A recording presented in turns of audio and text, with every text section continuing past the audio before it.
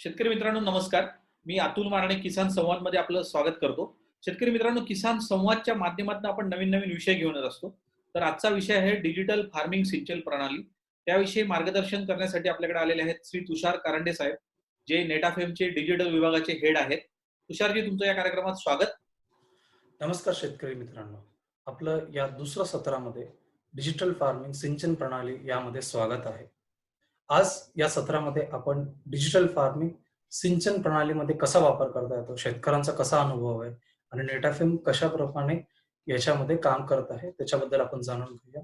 यामध्येही सुद्धा जरी प्रेझेंटेशन इंग्रजीमध्ये असलं, मी प्रयत्न करेन पूर्णपणे मराठीमध्ये असेल आणि स्लाइड्सवरनं आपल्याला बऱ्यापैकी माहिती समजून जाईल आणि आपण आज एक पूर्णपणे सिस्टीम इथे असलेली कर्नाटकामधली सिस्टीम, कोल्हापूर जवळ असलेली, कोल्हापूर पासून थोडं 50 किलोमीटर असलेली सिस्टीम आपण या मार्फत आपण लॉग इन करूया आणि आपण बघूया की एका टिपिकल सिस्टीम मध्ये कसं काय दिसतं आणि आपण हे सिंचनाचा कसा वापर करू शकतो आणि डिजिटल फार्मिंग मार्फत आपण पाणी आणि खत आणि आपले सेन्सर्स आपण कसं बघू शकतो, आपण आज ते बघणार आहोत.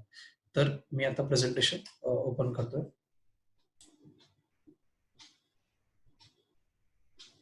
तर आजचा जसा आपला विषय आहे digital farming in irrigation, digital farming सिंचन प्रणाली.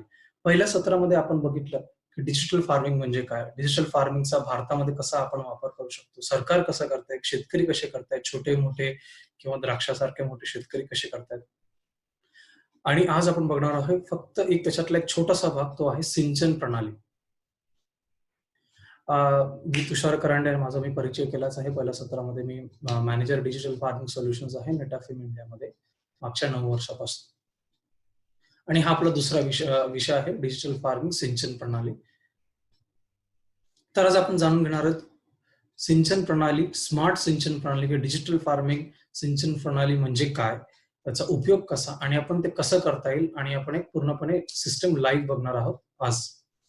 तर सिंचन प्रणाली, डिजिटल फार्मिंग सिंचन प्रणाली बघण्याच्या आधी सर्वांना एक जाणून घेण्याचं गरजेचं आहे की आपण इथे ठिबक सिंचन आणि त्याच्यावरती काही गोष्टी करणार आहोत. तर आपण इथे बघत असाल की जगातील पहिले ड्रिपर, बऱ्याच जणांनी ड्रिपरचा बघितलं असेल, dripper, online dripper, inline dripper.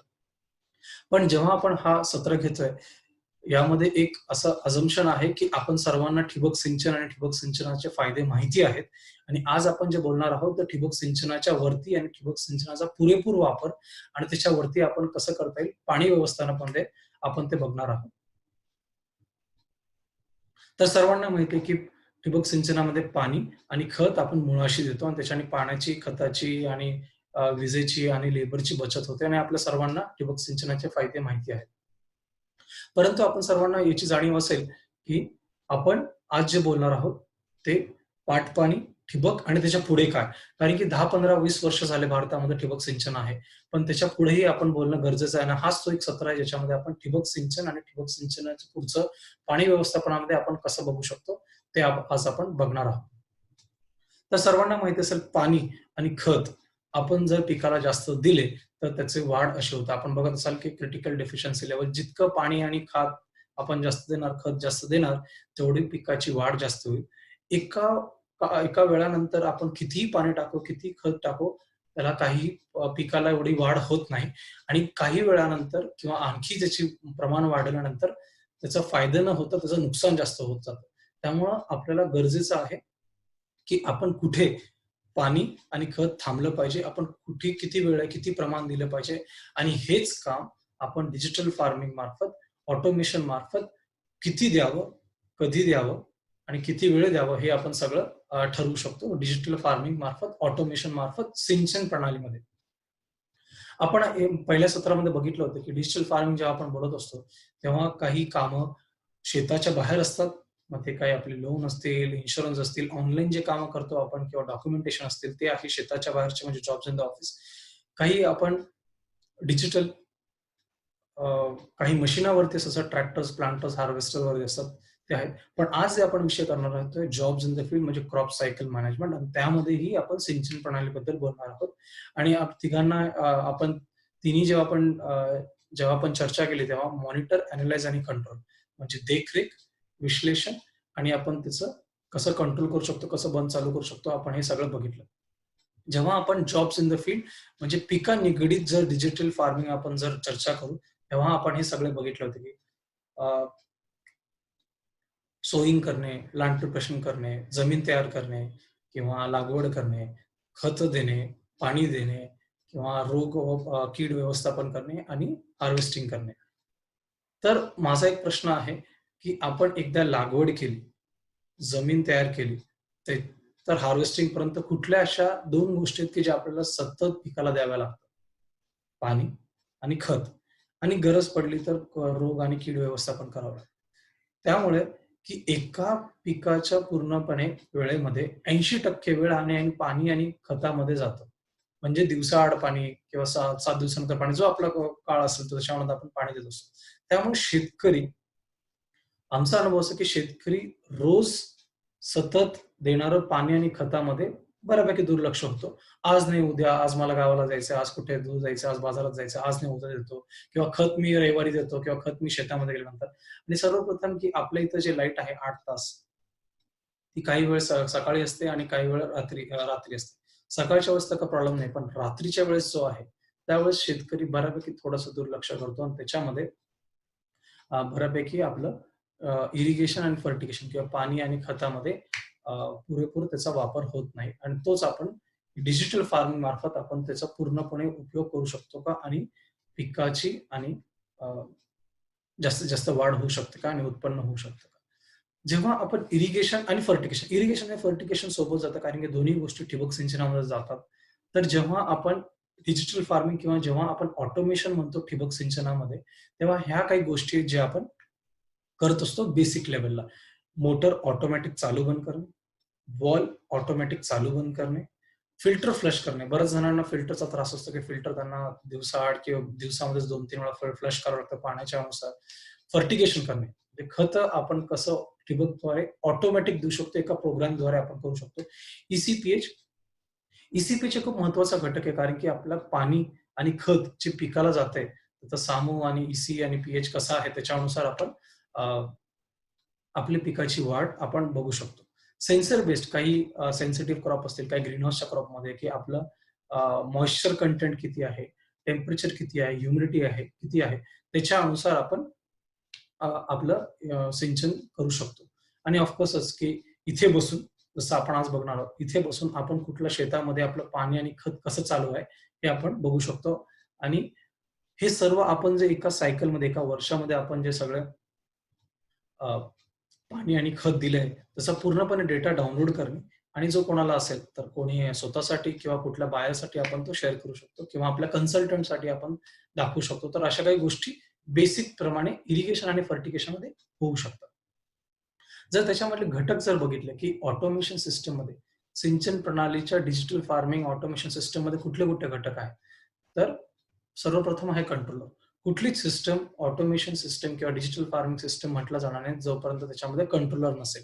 Controller मग छोटा असो, मोठा असो, मध्यम असो, कसाही असो, ॲडव्हान्स्ड असो, पण कंट्रोलर हा सर्वात महत्त्वाचा घटक आहे. त्याच्यानंतर आहे डोजिंग युनिट. जर आपल्याला पाणी आणि खत सुद्धा आपल्याला ऑटोमॅटिक द्यायचं असेल, तर आपण डोजिंग युनिट म्हणजे वेंचुरीचं पुढचं अ, एक मशीन की जे आपण ऑटोमॅटिक खतं देऊ शकतो, तो आपण अ, वापरता येईल. ठिबक सिंचनाच्या व्यतिरिक्त ऑटोमेशनसाठी आपल्याला वॉटर मीटर आणि काही वेगळ्या प्रकारचे वॉल लावावे लागतात. त्याच्याने आपल्याला पाणी आणि खत कसं चालू आहे त्याच्यावरून आपण अंदाज लावू शकतो आणि बघू शकतो. आणि हे सर्व मशीन इलेक्ट्रिकल आहेत आणि शेतामध्ये आहेत, ग्रामीण भागामध्ये आहे आणि विजेचं आपल्याला माहिती आहे की किती व्होल्टेज फ्लक्च्युएशन होतं. त्यासाठी आपल्याला सेफ्टी इक्विपमेंट म्हणजे स्टॅबिलायझर, स्पाइक सप्रेसर अशा गोष्टी आपण लावणे गरजेचं आहे. आणि शेवटचं म्हणजे की वायरलेस असतील किंवा सेन्सर असतील. या आपली क्षेत्र समजा रस्त्याच्या पलीकडे आहे आणि आपल्याला वायरिंग घेऊन जायची नसेल, तर आपण वायरलेस मार्फत पण आपण सिस्टम करू शकतो आणि आपण एका सिंचन प्रणालीचा आराखडा पण आपण पुढे बघणार आहोत. जसं मी सांगितलं सेन्सर्स वगैरे पण आपण याच्यामध्ये लावू शकतो. वेगवेगळ्या प्रकारचे सेन्सर्स आहेत आणि आपण ते बघणार आहोत. तर फायदे काय आहेत? फायदे आहे की सिंचन आणि खत आपण पूर्णपणे जसं पाहिजे तसं. जसं आपल्याला सांगितलं की 15 मिनिटं खत दिलं पाहिजे, तर 15 मिनिटं बरोबर खत जाणार. प्रिसाईज इरिगेशन फर्टिलायझर वाढणार. जर आपलं क्षेत्र मोठं असेल, तर मोठ्या क्षेत्रांसाठी हे खूप छान लार्ज स्केल मॅनेजमेंट होतं. खताचं नियोजन चांगलं होतं. पाण्याचं नियोजन व्यवस्थित होतं. लेबर कमी लागतो. एका रूम मधनं आपण पूर्णपणे पाणी आणि खताचं व्यवस्थापन करू शकतो. आणि महत्वाचं म्हणजे काय, जरी आपली रात्रीचा शेड्यूल असेल, आपल्याला माहिती आहे की घरी असं सुद्धा, की माझा वॉल नंबर 1, वॉल नंबर 2 चालू आहे. मोटर चालू झाली रात्री 2 वाजता लाईट आल्यानंतर आणि सर्व काही आपण निश्चिंतपणे राहू शकतो आणि हे सर्व फायदे आहेत. आणि काही फायदे आपण पैशांच्या बाबतीमध्ये मोजू शकतो. काही फायदे ज्याला पैशांची मोजणी जसं की आपण निवांत घरी बसून सुद्धा बघू शकतो, की मोबाईलद्वारे की खत कसं चालू आहे, पाणी किती चालू आहे, काय फ्लो आहे, हे सगळं आपण बघू शकतो आणि हे सगळे फायदे ऑटोमेशनचे आहेत. आणि हा सर्व फायदा उत्पन्नामध्ये, पिकामध्ये आपल्याला शेवटी दिसून येतो. आता ठिबक सिंचन किंवा डिजिटल फार्मिंग प्रणाली आपल्याला समजण्याकरता मी एक सोल्युशन घेणार आहे. आता मी नेटएफमध्ये म्हणून मी नेटबीट एक आहे, पण इतर कंपन्या सुद्धा आहेत, की जे त्यांचे स्वतःचे प्रॉडक्ट्स आहेत, स्वतःचे कंट्रोल आहेत. पण आपल्या सोयीकरता मी नेटबीट हे जे एक प्रणाली आहे, सिंचन प्रणाली आहे, जे नेटएफएमने आणली, ते आपण समजून घेऊया. पूर्णपणे सिस्टम बघूया आणि त्याच्यामध्ये काय घटक आहेत, हे आपण बघून ठिबक सिंचनामध्ये आपण याचा कसा वापर करता येईल बघा. तर सोल्युशनचं नाव आहे नेटबीट आणि एक माध्यम आहे, की एक टिपिकल डिजिटल फार्मिंग मध्ये असलेली सिंचन प्रणाली कशी असते आपण जाणून घेऊयात आणि मग आपल्याला बऱ्यापैकी याच्यामध्ये यामध्ये काय-काय गोष्टी असतात. सर्वप्रथम आहे main control unit. Main control unit म्हणजे आपली रूम, आपली सिंचनाची रूम ज्याच्यामध्ये आपले फिल्टर्स आहेत, आपलं मोटर आहे, आपलं कंट्रोलर आहे, आपलं डोजिंग युनिट आहे आणि हे आहे मेन कंट्रोल युनिट. इथे इंटरनेटची सोय असणं गरजेचं आहे कारण की हा सर्व जो डेटा आहे, ही सर्व जी माहिती हे क्लाउडमध्ये जाते. क्लाउडमध्ये जाते म्हणजे काय, की इथले जो सगळा डेटा आहे आपण हा सगळा इंटरनेटवर पाठवत आहोत. आणि जर आपलं क्षेत्र मोठं असेल किंवा आपल्या क्षेत्रामध्ये तुकडे असतील, रस्त्याच्या पलीकडे असेल आणि आपल्याला वायरवर घेऊन जायची असेल, तर आपण वायरलेसली फील्ड युनिटमध्ये म्हणजे इथं आरटीओ युनिट असतो. त्याच्यामध्ये या दोघांचं कम्युनिकेशन, या दोघांचं हे आपण वायरलेस मार्फत करू शकतो. हा जो डेटा जो इंटरनेटवर गेला असतो, या इंटरनेटवर डेटा गेलेला असतो, त्याच्यामध्ये आपण बाहेरची माहिती किंवा जसं नेटाफेमच्या याच्यामध्ये ॲग्रोनॉमिक अँड हायड्रॉलिक नॉलेज आहे. म्हणजे कुठलं पीक आहे, कुठल्या पिकाच्या अवस्थेला किती पाणी आणि किती खत दिलं पाहिजे याचं आपण सगळं जाणून घेऊ शकतो. आणि हे सर्व शेतकऱ्याला त्याच्या ॲपमध्ये किंवा शेतकऱ्याला त्याच्या वेबसाईटमध्ये लॉग इन करून शेतामधील माहिती आणि या पिकास निगडीत असलेली इंटरनेटवर माहिती किंवा हवामानाची माहिती आपण सर्व काही बघू शकतो.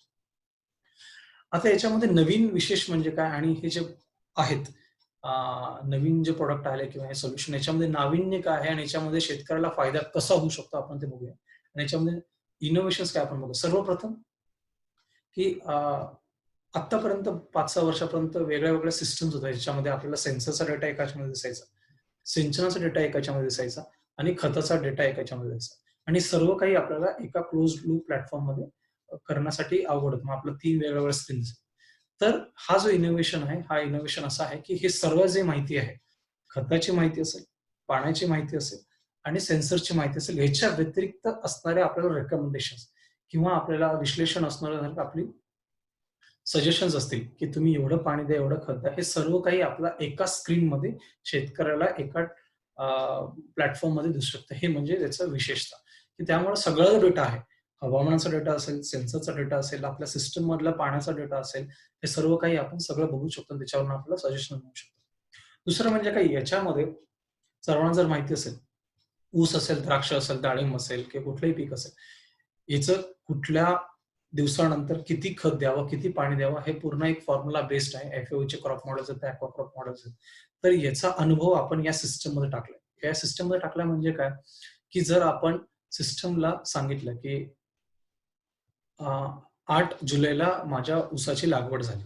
तर 8 जुलैपासून 365 दिवस किंवा आपल्या अडसाली असेल तर 16 महिने यानुसार पिकाची वाढ कशी होईल आणि त्याच्यानुसार याला या स्टेजमध्ये लागणारं पाणी आणि या स्टेजवर लागणारं खत हे आपण सगळं त्या सिस्टम मार्फत आपण करू शकतो. आणि याच्यामध्ये घटक एक ॲडिशनल वाढणार आहे, की आपला सेन्सरचा डेटा आणि हवामानाचा डेटा.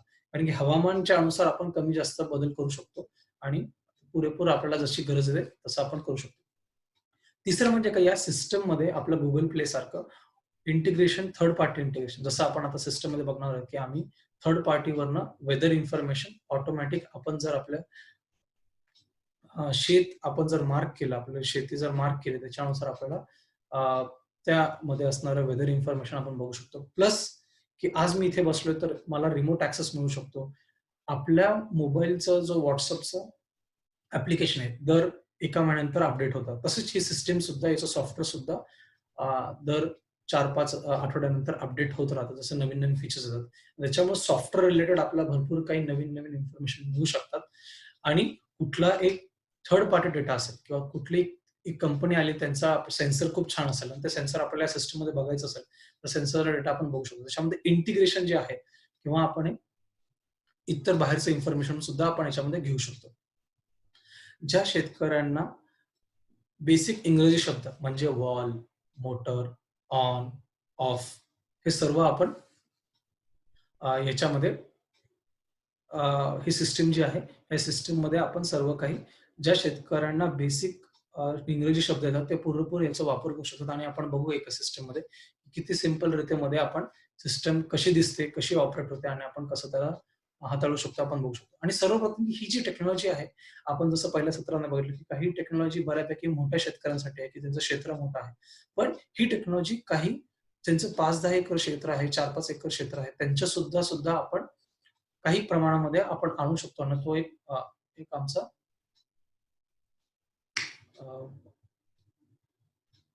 हे असणार. तर आपण पुढच्या स्लाइडमध्ये बघत आहोत की ही जी सिस्टम प्रणाली कशी काम करते. तर एक आहे आपलं एमसीयू, हे कंट्रोलर असणार आहे. त्या कंट्रोलरला त्या रूममध्ये लागत असणारं फर्टिगेशन आहे किंवा आपलं डोजिंग युनिट आहे. वायरलेसली आपण आरटीओ बसू शकतो. आरटीओ म्हणजे रिमोट टर्मिनल युनिट, एमसीयू म्हणजे main control unit. Remote terminal युनिटमध्ये आपण सेन्सरचा डेटा लावू शकतो आणि यामध्ये वेगवेगळ्या आपण सिस्टम कंपोनेंट्स करू शकतो. हा सर्व डेटा इंटरनेटला असतो आणि आपण क्लाउड बेस्ड अॅनालिटिक्स आपण बघू शकतो की क्लाउड बेस्ड अॅनालिटिक्स आपण याच्यामध्ये हा डेटा जो एक्सटर्नल सोर्सेस आहे, आपण बघितलं की सॅटेलाइट इमेजेस येऊ शकतात किंवा हवामानाची माहिती येऊ शकते किंवा आणखी काही मॅप्स असतील ते आपण मॅप्स याच्यामध्ये या क्लाउड बेस्ड अॅनालिटिक्स मध्ये इंटरनेटवर टाकू शकतो आणि शेतकऱ्याला या ऍपद्वारे किंवा या वेब पोर्टलद्वारे शेतातील माहिती आणि बाहेर असलेली शेताबद्दल असलेली, मग पीक असो किंवा हवामान असो, त्याच्यानुसार आपण ते करू शकतो. तर यामध्ये घटक कुठले कुठले आहेत? पहिला घटक आहे की सॉफ्टवेअर, कारण की याच्यामध्ये हार्डवेअरची गोष्ट नाही. हार्डवेअरची गोष्ट तर आहेच, पण सॉफ्टवेअर महत्वाचा घटक आहे, कारण की सॉफ्टवेअर हे बदलत जातं आणि सॉफ्टवेअरमधून आपल्याला भरपूर काही माहिती मिळू शकते. डायनॅमिक क्रॉप मॉडेल म्हणजे पिकाला असलेले सजेशन्स आपण बघणार आहोत ते काय म्हणजे, आणि नंतर हार्डवेअर म्हणजे मेन कंट्रोलर. त्याच्यानंतर गरज असली तर आपल्याला वायरलेस युनिट म्हणजे रिमोट टर्मिनल युनिट, सेन्सर्स वेगवेगळे आणि डोजिंग युनिट म्हणजे खताला देणारे मशीन, हे आपण सगळं याच्यामध्ये आपण एक एक घटक आपण बघू आता. हे आहे मेन युनिट, म्हणजे हे जे महत्वाचं युनिट जे आहे हार्डवेअरचं, हे आहे नेट एमसीयू, म्हणजे हे मेन कंट्रोलर राहील. या कंट्रोलरच्या विशेषता म्हणजे याच्यामध्ये भरपूर काय आउटपुट होऊ शकतात, त्याच्यामध्ये रेग्युलर अपडेट्स होऊ शकतात. हे वायफाय, ब्लूटूथ आणि वायरलेसली करू शकतो. वायफाय म्हणजे याचं एक स्वतःचा हॉटस्पॉट क्रिएट होतो आणि हॉटस्पॉट थ्रू आपण मोबाईलद्वारे याचा ऍक्सेस करतो. याचं विशेषता म्हणजे मल्टिपल मेन लाईन्स, आणि हा सामूहिक सिंचनसाठी, कम्युनिटी इरिगेशन जे आपण म्हणतो, याच्यासाठी खूप चांगला याचा एक फायदा होऊ शकतो. याचा म्हणजे काय की यामध्ये बघा की एक 5 शेतकरी आहेत आणि 5 शेतकऱ्यांची 5 वेगवेगळे पिकं आहेत, 5 वेगवेगळे मोटर्स आहेत, 5 वेगवेगळे हेड युनिट्स आहेत. हे सर्व काही एका कंट्रोलमधून आपण कंट्रोल करू शकतो आणि एका कॉमन ठिकाणी, एका ठिकाणी जर आपण कंट्रोलर ठेवलं आणि वायरलेसली आपण जर आरटीओ त्या शेतामध्ये ठेवले, ज्या शेतामध्ये आपल्याला कंट्रोल करायचे 4-5 क्षेत्र 2-3 किलोमीटरच्या अंतर्गत, हे आपण सर्व काही कंट्रोल करू शकतो आणि त्यामुळे शेतकऱ्यांना या सिस्टमची कॉस्ट आहे, या मेन युनिटची कॉस्ट 5 मध्ये किंवा आयडियली हे 250 पर्यंत, पण आमचा अनुभव 50 पर्यंत आहे की 50 पर्यंत ही सिस्टम पूर्णपणे स्टेबल चालते.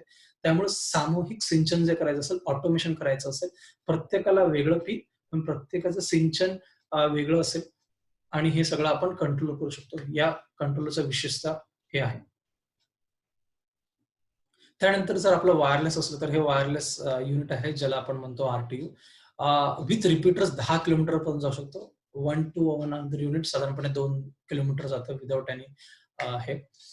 हे जे युनिट आहे, हे पंप, मोटर वॉल किंवा सेन्सर हा सर्व काही डेटा 8 पर्यंत आणि पुढे जाऊन 16 हे पूर्णपणे कंट्रोल करू शकतं आणि याचा डेटा सर्व काही आपल्या कंट्रोलरला जातो आणि कंट्रोलरवरनं आपण शेतकरी बघू शकतो.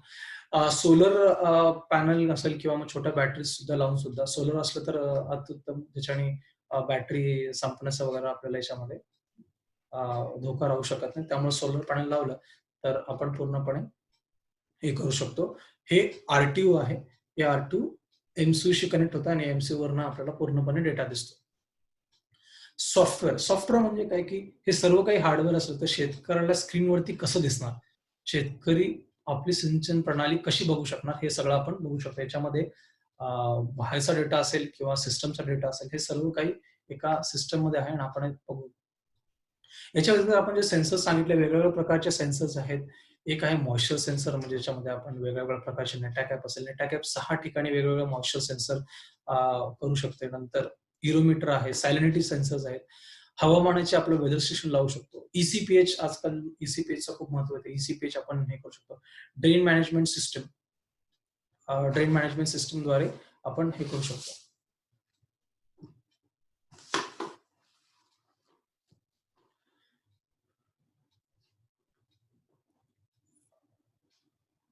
तर वेगवेगळे सेन्सर्स आहेत आणि वेगवेगळे सेन्सर्स आपण बघू की या सिस्टम मध्ये इंटिग्रेट आपण करू शकतो. एक आहे सॉइल मॉइश्चर सेन्सर्स, ज्याच्यामध्ये नेटाकॅप आहे, नेटासेन्स आहे, टेन्शिओमीटर आहे, इरोमीटर आहे, सॅलिनिटी सेन्सर्स आहेत.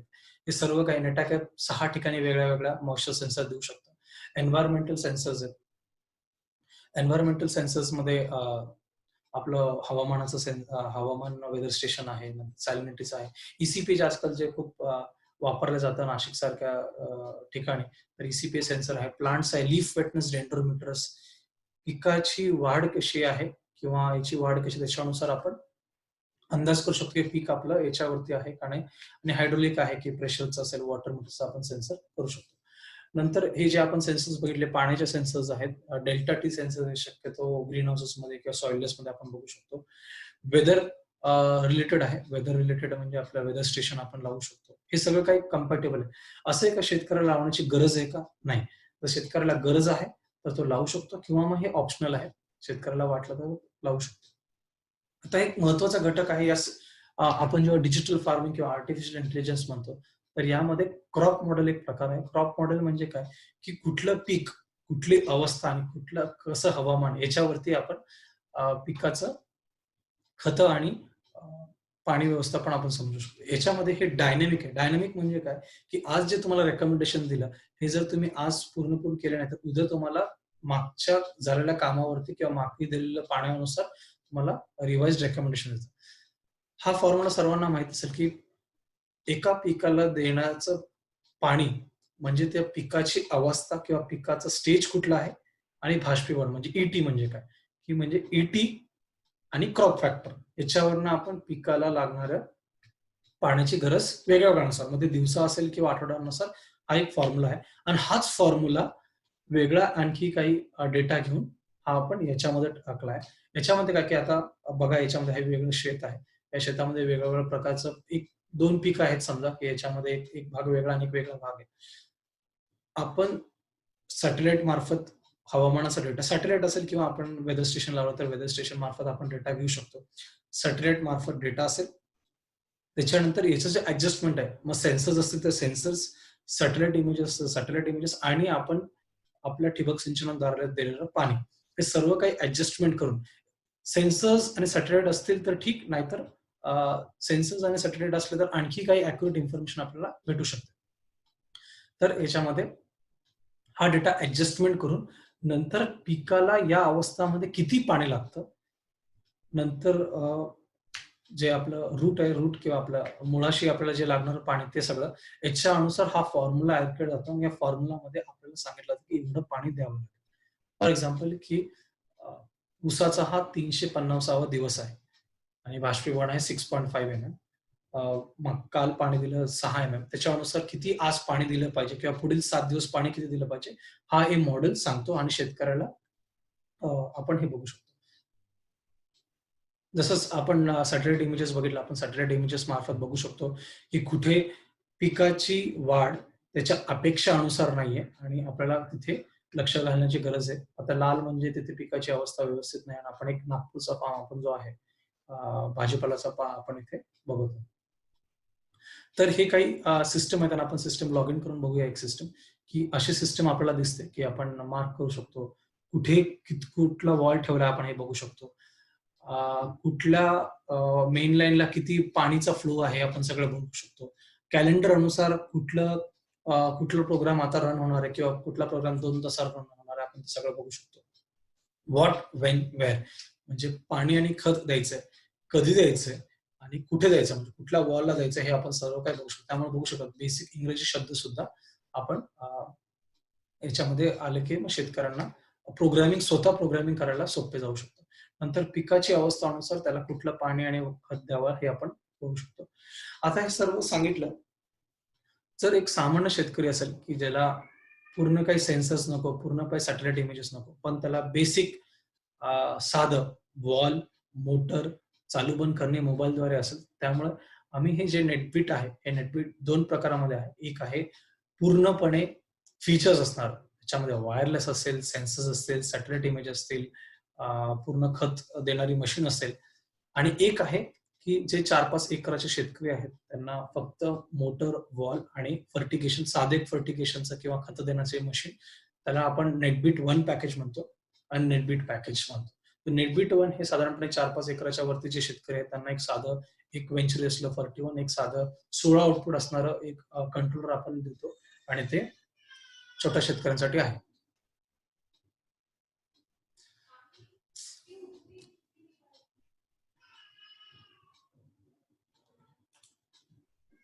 तर आपण स्क्रीनमध्ये बघत असाल की एक आम्ही सिस्टम लॉग इन केले.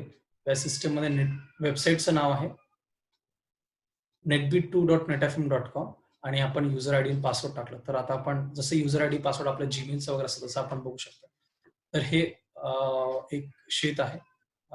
कर्नाटकाजवळ ऊसाचं क्षेत्र आहे. हे ऊसाचं क्षेत्र आपण बघत असाल. हे पूर्ण आहे त्याच्यामध्ये यांचं 18 एकर ऊस आहे. 6-6 एकराचे वॉल आहेत आपण बघू. त्याच्यानंतर आपण प्रोग्राम बघू शकतो की वेगवेगळे त्यांनी दीपक डे म्हणजे 3 वाजता असणारा प्रोग्राम आणि 10 वाजता असणारा प्रोग्राम आहे. आपण जर 10 वाजताचा रात्रीचा प्रोग्राम जर बघितला, व्हॉट, वेन, वेअर म्हणजे पाणी आणि खत कसं आहे, नंतर कधी आहे, रात्री 10 वाजता रोज 10 मे पासून त्यांनी प्रोग्राम सुरू केला आणि जोपर्यंत ते सांगतील तोपर्यंत प्रोग्राम होणार. शिफ्ट 3 शिफ्ट आहेत. 70-70 मीटर क्यूबच्या एक वॉल असणारे 1 घंटा चालणार आहे. आपण इथे कॅलेंडर बघू शकता.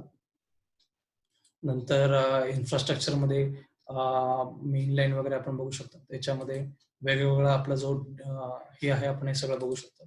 नंतर अनालिसिस आहे. अनालिसिसच्या आधी मी तुम्हाला फार्म ओव्हरव्ह्यू दाखवतो. या डॅशबोर्डमध्ये मागील 24 तास झालेले प्रोग्राम, आत्ता असणारे प्रोग्राम आता बघू शकतो की इथे प्रोग्राम चालू नाही आणि पुढील 24 तास असणारे प्रोग्राम आपण सगळं बघू शकतो. याच्या व्यतिरिक्त पुढील 5 दिवसा असणारा हवामानाचा अंदाज, पुढील 5 तासाचा असणारा हवामानाचा अंदाज आणि आत्ता असणारा हवामानाचा अंदाज आपण बघू शकतो. अनालिसिसमध्ये आपण जसं म्हटलं की इरिगेशन इव्हेंट म्हणजे मागील 7 दिवसामध्ये या सिस्टम मध्ये काय झालं आपण हे सगळं बघू शकतो. जसं आपण बघितलं की 7 दिवस,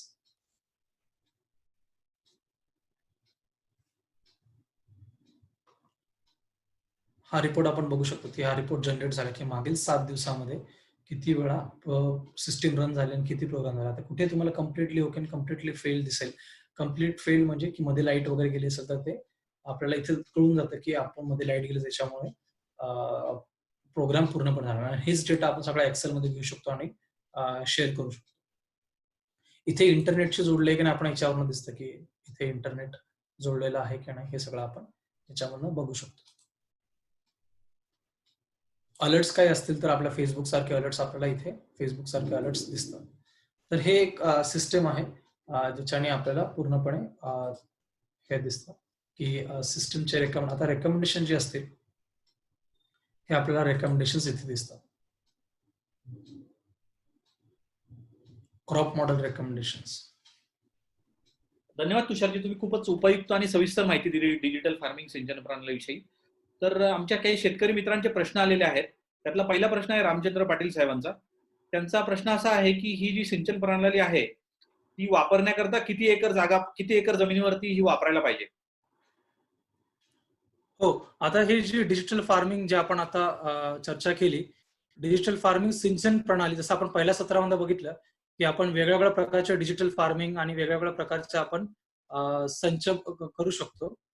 सिंचन प्रणालीमध्ये आपण जर पूर्ण फर्टिगेशन आणि इरिगेशन म्हणजे सिंचन आणि खत व्यवस्थापन करायचं असेल, तर 5 ते 10 एकराचा वर जर शेतकरी असेल, तर त्याला पिकाचा मोबदला वगैरे त्याचा जास्त मिळू शकतो. त्याच्या खाली जर असेल, तर त्यांनी जर फक्त सिंचन वरती किंवा इरिगेशन वरती जर प्रणाली बसवली, तर त्याला ते उपयुक्त होऊ शकते. आमचा अनुभव असा आहे, की द्राक्ष, डाळिंब, फळबाग जे आहेत किंवा अ, भाजीपाला आहे किंवा आपले ऊस आहे, अशा पिकांना जास्त सिंचन प्रणाली अशा बसवल्या जातात. पश्चिम महाराष्ट्र भागामध्ये हा याचा जास्त प्रमाण केलं जातं. धन्यवाद तुषारजी.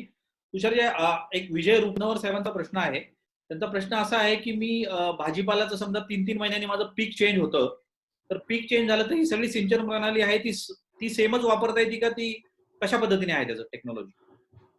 अ, एक आहे की आपलं पीक आपण पीक बदलत आहोत. पण आपल्या सध्याच्या शेतामध्ये सुद्धा 2-3 पिकं असले, तर प्रत्येक जे वेगळं पीक असेल आणि त्याला वेगळा वॉल केला, तर आपली एकच सिंचन प्रणाली 3-4 पिकांसाठी उपयुक्त आहे. फक्त काळजी एवढी घ्यावी लागते, की आपल्याला प्रत्येक वॉलच्या मागे एक वेगळं पीक असलं पाहिजे. तर आपला भाजीपाला असेल, ऊस असेल आणि डाळिंब असेल आणि प्रत्येकाला जर वेगळा-वेगळा वॉल असेल, तरी सुद्धा आपली एकच सिंचन प्रणाली, एकच सिस्टम पूर्णपणे तिन्ही पिकांचा वेगळा-वेगळा आपण खताचा आणि पाणीचं व्यवस्थापन करू शकतो. त्यामुळं पिकांची मर्यादा नाहीये, जोपर्यंत तुम्ही वेगळे-वेगळे वॉल त्या पिकांसाठी किंवा त्या क्षेत्रासाठी ठेवत नाही तोपर्यंत. धन्यवाद तुषारजी. पुढचा प्रश्न आहे राम वाळवे यांचा. त्यांचा प्रश्न असा आहे की ठिबक सिंचनच अजून सर्वत्र शेतकरी वापरत नाहीत, तर मग ही टेक्नॉलॉजी का वापरायची? हो, तुमचं बरोबर आहे, की अजून सुद्धा ठिबक सिंचन पूर्ण भारतामध्ये पसरलं नाही आणि बरेच क्षेत्र आहेत, जिथे अजून ठिबक सिंचन पोहोचलं नाही आणि शेतकरी अजून त्याचा उपयोग करत नाही. परंतु आत्ता आपण जसं म्हटलं पहिल्या सत्रामध्ये, की बदल आहे आणि हा बदल हळू होत असेल, तर हा एक बदल हा पिकांमध्ये दिसतोय. जसं द्राक्ष, डाळिंब, ऊस, फळबाग, भाजीपाला हे शेतकरी आधी याचा सिंचनाचा वापर करतील. त्याच्यानंतर कापूस आणि बाकीचे जे इतर शेतकरी आहेत ते वापर करतील. त्यामुळं आपलं पीक कुठलं, आपलं क्षेत्र कुठं आणि आपली गरज कुठली याच्या अनुसार आपण हे सिंचन प्रणाली वापरू शकतो. डिजिटल फार्मिंग वापरू शकतो. त्यामुळे ते आहे, की ठिबक सिंचनाचाही वापर झाला पाहिजे. ठिबक सिंचन पण वाढत जाईल. तसं-तसं त्याच्या मागोमाग आपण या डिजिटल फार्मिंगचा वापर सुद्धा केला पाहिजे. आपण याची पूर्णपणे पुढच्या भविष्याची तयारी असेल.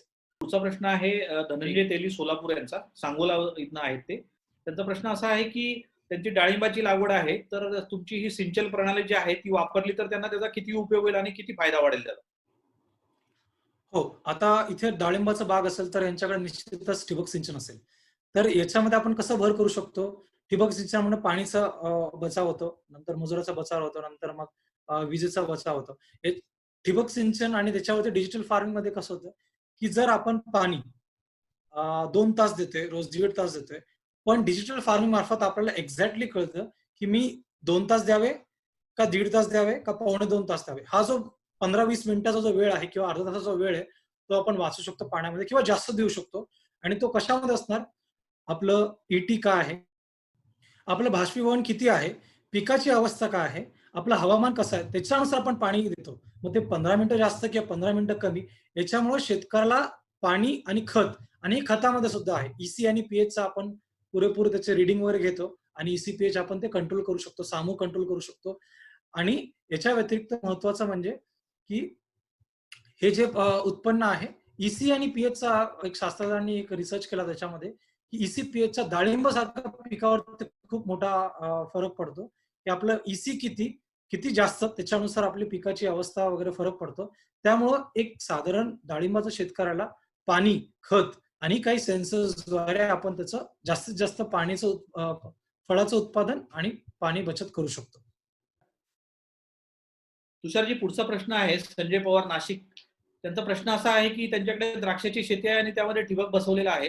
तर ही टेक्नॉलॉजी वापरायची असेल तर त्याला काय एक्स्ट्रा करायला लागेल आणि त्याचा खर्च काय आहे? हो. तर आपल्याकडे ऑलरेडी ठिबक सिंचन आहे. त्याच्यावरती आपल्याला डिजिटल फार्मिंग ठिबक सिंचनामध्ये आणायचं असेल, तर काय करता येईल? आपलं ऑलरेडी वॉल वगैरे सगळं आहे.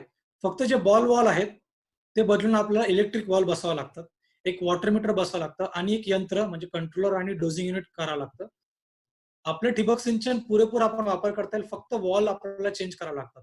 जो खर्च येतो, तो खर्च मेजरली येतो कंट्रोलर वरती आणि डोजिंग युनिट वरती आणि त्याला लागणारे काही उत्पन्न जसे इलेक्ट्रिकल सेफ्टीसाठी, कारण की आपण शेतामध्ये बसवत आहोत. शेतामध्ये व्होल्टेजचा प्रॉब्लेम असू शकतो. त्याच्यासाठी आपण इलेक्ट्रिकल सेफ्टी इक्विपमेंट्स बसवतो. साधारण खर्च बघितला तर 10 एकरासाठी सिंचन आणि खत व्यवस्थापन दोन्ही करायचं असेल तर 7 ते 8 लाख रुपये खर्च येतो आणि हा 7 ते 8 लाख रुपये खर्च आपला 25-30 एकरापर्यंत पण तेवढाच खर्च राहतो. त्याच्यावरती मग आपल्याला प्रत्येक जेवढं क्षेत्र मोठं आहे तेवढं वॉल आहे. साधारणपणे जर बघितलं की आपलं 10 एकर शेती असेल तर 7-8 लाख 25-30 एकरापर्यंत आपण तेवढा खर्च घेऊ शकतो. कारण की हा एक युनिट आहे आणि युनिट आपल्याला 10 एकरसाठी तेवढंच लागणार आणि 25 ते 50 एकरसाठी तेवढंच लागणार. त्याच्या पुढे मग आपल्याला आणखी थोडं काही खर्च करावा लागतो. तुषारजी, पुढचा प्रश्न आहे प्रमोद देशमुख कोल्हापूरवरनं. त्यांचा प्रश्न असा आहे की ही टेक्नॉलॉजी आतापर्यंत कुठे कुठे वापरली गेलेली आहे, तिचा उपयोग कसा झालेला आहे? हो. ही टेक्नॉलॉजी भारतामध्ये जर बघितलं साधारणपणे 10 वर्ष आधीपासून सुरू झाली. पण त्याचे रूप वेगळे होते. सुरुवातीला इंटरनेटवर माहिती नव्हती. सुरुवातीला फक्त कंट्रोलर होता. कंट्रोलर आपण जाऊन शेतामध्ये जाऊन ऑपरेट करत होतो. त्याच्यानंतर याला इंटरनेट जोडलं गेलं. बाहेरच्या देशांमध्ये सुद्धा इस्रायल आणि अमेरिका सारखे देश साधारणपणे 25-30 वर्षापासून वापरत आहे. तिथं रूप वेगळं आहे, तिथं सेन्सर्स आणि तिथं सॅटेलाइट इमेजेस वगैरे भरपूर चालू आहे. पण भारतामध्ये जर बघितलं, तर भारतामध्ये महाराष्ट्र मध्ये बऱ्यापैकी याचा वापर होत आहे.